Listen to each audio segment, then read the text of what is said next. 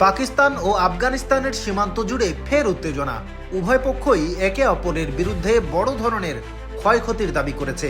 সীমান্ত পরিস্থিতি ঘিরে নতুন করে উদ্বেগ তৈরি হয়েছে আঞ্চলিক নিরাপত্তা বিশ্লেষকদের মধ্যে। বৃহস্পতিবার আফগান তালেবান সরকারের মুখপাত্র জাবিউল্লাহ মুজাহিদ দাবি করেন, দুই দেশের সীমান্তে পাকিস্তানি চেকপোস্টে হামলা চালানো হয়েছে। তার ভাষ্য অনুযায়ী তালেবান যোদ্ধারা পাকিস্তানের একাধিক পোস্ট দখল করেছে এবং সেখানে থাকা নিরাপত্তা কর্মীদের হত্যা করেছে। তবে এই দাবি সরাসরি অস্বীকার করেছে পাকিস্তান। পাকিস্তানের সরকারি কর্মকর্তারা এক বিবৃতিতে বলেন, পাকিস্তান আফগানিস্তান সীমান্তে তালেবান সরকারের উস্কানিবিহীন গুলিবর্ষণের যথাযথ ও কার্যকর জবাব দেয়া হচ্ছে এবং ভবিষ্যতেও দেওয়া হবে।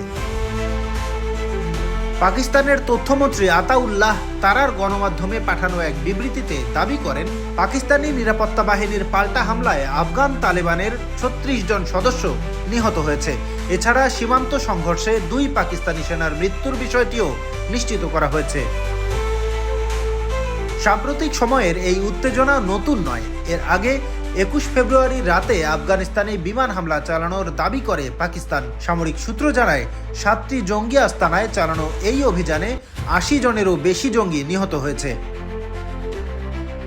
এর জবাবে আফগানিস্তানের অন্তর্বর্তী সরকারের প্রতিরক্ষা মন্ত্রণালয় পাকিস্তানি বিমান হামলার তীব্র নিন্দা জানিয়ে সতর্ক করে উপযুক্ত সময়ে পূর্ণাঙ্গ জবাব দেয়া হবে। ২০২১ সালের আগস্টে তালেবান ক্ষমতা দখলের পর থেকে দুই দেশের সম্পর্ক ওঠানামার মধ্য দিয়ে যাচ্ছে। সীমান্ত ইস্যু, সন্ত্রাসবাদ দমন এবং নিরাপত্তা নিয়ে পারস্পরিক অবিশ্বাসের জেরে প্রায়ই উত্তেজনা তৈরি হচ্ছে। সীমান্ত পরিস্থিতি এখনও পুরোপুরি স্বাভাবিক হয়নি। পাল্টাপাল্টি দাবি আর শক্ত অবস্থানের কারণে আঞ্চলিক স্থিতিশীলতা নিয়ে নতুন করে শঙ্কা দেখা দিয়েছে। আন্তর্জাতিক ডেস্ক, দৈনিক দৃষ্টি।